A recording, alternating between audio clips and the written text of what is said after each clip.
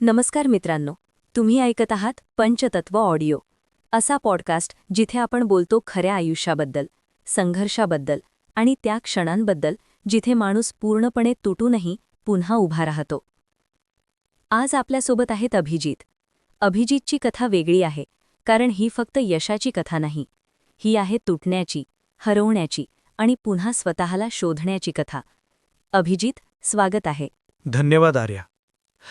आज मी जे सांगणार आहे ते कदाचित अनेक लोकांच्या आयुष्याशी खूप जवळचं असेल, कारण माझी कथा काही मोठ्या यशाने सुरू होत नाही. ती सुरू होते गोंधळाने, भीतीने आणि अपयशाने.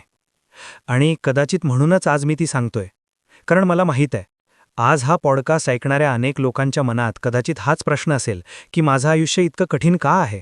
अभिजित, सुरुवातीपासून सांगाल का, तुमचं बालपण कसं होतं?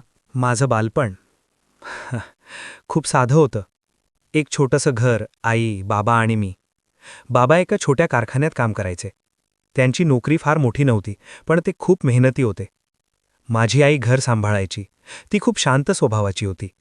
ती नेहमी एक गोष्ट सांगायची, जीवनात किती पैसा आहे हे महत्त्वाचं नाही, तुमच्याकडे किती मन आहे ते महत्त्वाचं आहे.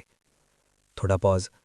लहानपणी मला वाटायचं की आमचं आयुष्य साधं आहे पण स्टेबल आहे, पण आयुष्याला कदाचित वेगळंच काही ठरवायचं होतं. म्हणजे असा एखादा क्षण आला जेव्हा सगळं अचानक बदललं? हो, आणि तो क्षण मी आजही विसरू शकत नाही. मी साधारण 15 वर्षांचा होतो. एक संध्याकाळ होती. मी घरी आलो आणि घरात खूप शांतता होती. आई किचनमध्ये बसली होती. बाबा खुर्चीत शांत बसले होते. मी विचारलं, काय झालं? बाबांनी काही सेकंड काहीच बोललं नाही. मग ते फक्त एवढंच म्हणाले, माझी नोकरी गेली. त्या एका वाक्याने आमच्या घराचं वातावरण बदललं. त्या दिवसानंतर घरात चिंता आली. आई खर्च मोजू लागली. बाबा जास्त शांत झाले. आणि मी पहिल्यांदा जबाबदारी हा शब्द समजायला लागलो. अव्या, त्या वयात इतकं सगळं पाहणं खूप कठीण असतं. हो, कारण त्या वयात तुमचं मन अजून स्वप्नांनी भरलेलं असतं, पण अचानक आयुष्य तुम्हाला वास्तव दाखवतं. त्या दिवसानंतर मला समजलं, जीवन कधीही बदलू शकतं. मग कॉलेजचं आयुष्य कसं होतं? कॉलेज माझ्यासाठी एक नवीन जग होतं.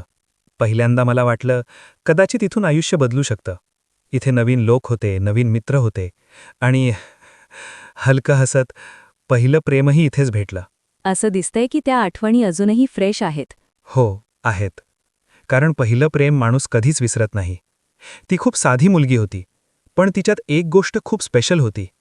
ती मला समजायची. जेव्हा मी तिला माझ्या घराबद्दल सांगायचो, ती कधीही मला जज करत नव्हती. त्या काळात मला पहिल्यांदा असं वाटलं, कोणीतरी आहे जो माझ्यावर विश्वास ठेवतो. थोडा पॉज. पण कधीकधी आयुष्य आपल्याला सर्वात मोठा धक्का तेव्हाच देतं, जेव्हा आपण सर्वात जास्त आनंदी असतो. म्हणजे पुढे काहीतरी घडलं? हो, एक दिवस ती खूप शांत दिसत होती. मी विचारलं, काय झालं? ती काही सेकंद काही बोलली नाही. मग तिने एक वाक्य सांगितलं, माझ्या घरच्यांनी माझं लग्न ठरवलं आहे. त्या क्षणी मला असं वाटलं जणू माझ्या आयुष्याची जमीनच निसटली. त्या क्षणी तुम्ही कसं हँडल केलं? खरं सांगायचं तर मी हँडल नाही केलं. मी तुटलो. त्या रात्री मी खूप वेळ छताकडे बघत बसलो होतो. मनात फक्त एकच प्रश्न होता, मी पुरेसा नाही का? त्या काळात मित्रांची साथ होती का? मला वाटायचं होती, पण आयुष्याने मला एक गोष्ट शिकवली, सगळे मित्र नसतात. काही फक्त वेळ घालवण्यासाठी असतात. जेव्हा मी त्या काळातून जात होतो, काही मित्रांनी मला समजून घेतलं नाही. काहींनी माझी थट्टा केली.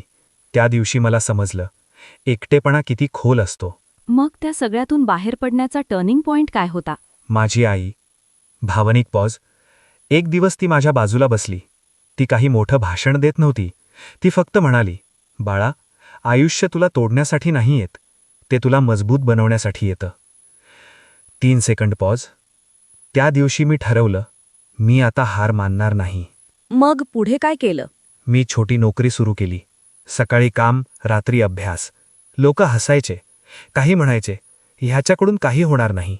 पण मी थांबलो नाही, कारण मला एक गोष्ट समजली होती, लोकांचं मत बदलण्यासाठी तुम्हाला स्वतःला बदलायला लागतं. आज जेव्हा तुम्ही मागे वळून पाहता तेव्हा काय वाटतं?